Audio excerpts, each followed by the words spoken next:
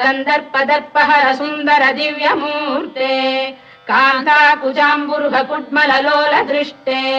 कल्याण निर्मल गुणाकर दिव्य कीर्ते श्रीवेङ्कटाचलपते तव सुप्रभातम्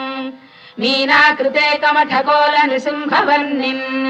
स्वामिन् परश्वत तपोधन रामचन्द्र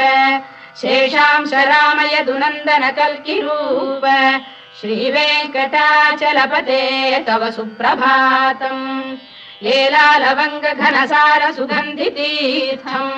दिव्यम् वियस्सरिति हेम घटेषु पूर्णम् धृत्वाद्य वैदिक शिखामणयः प्रहृष्टाः तिष्ठन्ति वेङ्कटपते तव सुप्रभातम् भास्वानुदेति विगचानि सरोरुहाणि सम्पूरयन्ति निनदैः कगुभो विहङ्गाः श्रीवैष्णवाः सततमर्थित